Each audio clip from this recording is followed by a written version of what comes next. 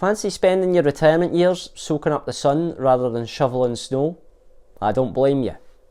What happens to your CPP and OAS? Are these benefits just as good at travelling as you are? It's your favourite Scotsman here again, and today we're going to guide you through what happens to your CPP and OAS if you retire abroad. Let's waste no time and dive right into the essentials of taking your retirement international. First off, let's take a quick recap of Canada's main retirement benefits. The Canada Pension Plan, known as CPP, and for our friends in Quebec, the Quebec Pension Plan or QPP. Then there's the Old Age Security or OAS, which includes the Guaranteed Income Supplement or GIS. If you want more information on those plans, I do have another video on them to check out, so I won't spend much time here, but think of CPP like your personal retirement savings. Throughout your working years, you and your employer, if you're not self-employed, have been contributing to this fund. It's your money that you've been saving up for retirement. OAS, however, is a tad different from its peers. It's a benefit provided to most Canadians over the age of 65, regardless of their work history. It's not about how much you've paid in, it's about how long you've lived in Canada. Unlike CPP, OAS doesn't have a fund waiting for you. The government pays it out from current taxes. So remember, CPP is the savings that you've built up over your career, while OAS is more like a benefit for being a long-term resident of Canada. Now let's explore how these plans work if you decide to retire outside the Great White North. Let's start with the easy one, the CPP, and that's your hard-earned cash we are talking about. Imagine it as a reliable suitcase filled with money that you have accumulated over the years. Each buck that you and your employer, or yourself if you're the boss, stow away in CPP fits snugly in that suitcase. Now, when it's time to retire abroad, that suitcase is coming with you. No questions asked. Whether it's the regular CPP benefits, the survivor's pension, or the child benefits, they're all tied to you. Wherever you decide to call home, the amount you receive doesn't change.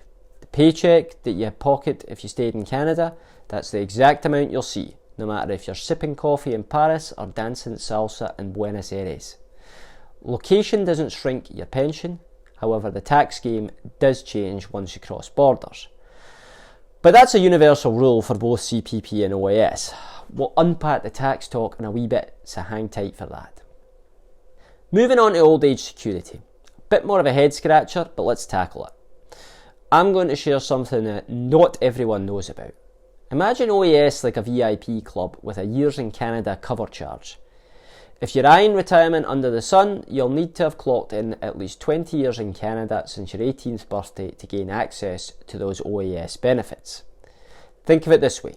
Inside Canada, you can get into the OAS club with just a 10-year stay, but once you step outside, that entry requirement doubles. Don't you have the 20-year stamp? Don't lose hope just yet. If you've been working overseas, but waving the maple leaf flag at a Canadian company, you might just find a loophole to leap through. The magical word may appears. Isn't it a bit of a tease? It hints at possibilities but keeps you on your toes. So if you find yourself in this maybe boat, I recommend getting in touch with Service Canada for a clear-cut answer. Another way around is that if you've spent some years living in a country that has a social security deal with Canada, you could use those years to meet the 20-year living requirement for OAS. I'll leave a link to the CRA website below so you can check out which countries are on this list. Right now, there are about 60 of them. Again, if you find yourself in this situation, I'd highly recommend contacting Service Canada so you know exactly what to expect. They have your details and they'll be able to help you navigate this better than anyone else. Very quick break here. If you're enjoying today's video, please do consider subscribing to the channel. Really helps us and you don't get to miss another video. Okay, back to what you came for. Moving on to the tax side of things. And I've got a few extra treats you're not going to want to miss. First off, if you have a low taxable income, you might just sneak into the club for extra perks like Guaranteed Income Supplement, the allowance or the allowance for the survivor. But here's the kicker. You got to park your boots in Canadian soil to pocket those extras. Decide to jet off abroad? Well, you can kiss those bonuses goodbye. I hear you, for a bunch of you, you'll never qualify to receive those, so no biggie, but for others, it's a chunk of change that could be missed. But hold your horses. You don't need me to tell you that Canada's an expensive country to live in. So it might just be that where you're headed, your dollar stretches further, and you might not even notice the dip in your wallet. Still, it's worth considering before you pack your bags. Now here's a twist that will perk up your ears if you're planning to retire with a bit more coin in your pocket. You know that pesky OAS Recovery Tax, right? Or clawback, as it's often referred to. The one where the government starts to take a bit back if you're raking in the dough. Well, here's the kicker.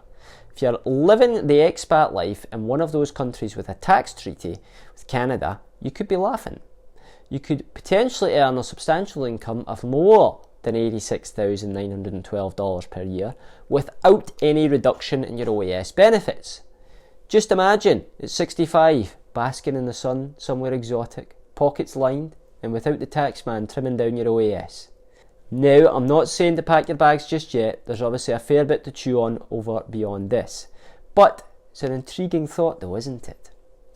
Go ahead and drop a comment in this comment section below and let us know what country you fancy retiring to, and we'll respond back with some applicable links. To collect OAS Abroad, you must complete a special form for the CRA every year. You'll need to report all the income you're making, no matter where it's from. This is so they can determine if they need to adjust your OAS payments. But if you're living in a country that has a special tax agreement with Canada, you might avoid the hassle. Typically, your CPP and OAS payments will have 25% tax withheld if there's no tax treaty. But with a treaty, this rate can be much lower. The takeaway, those agreements can make a big difference in how much of your pension you actually get to keep. Your benefits can be paid direct deposit into your bank account in the country you're living in and in its currency. Before you set sail for retirement in a new country, I can't stress enough the importance of doing your homework on their tax agreements with Canada. I've provided some helpful links below that you'll want to check out. And definitely talk to an accountant who knows the ropes of cross-border finances. Remember, retiring abroad can be fantastic, but only if you plan it right. One wrong step could cost you, so take the time to get it right. That's it for today, folks. If you enjoyed today's video, please go ahead and hit that like and subscribe button if you haven't already done so. Until next time, and don't forget, a good financial plan understands your goals, but a great one knows the motivations behind them.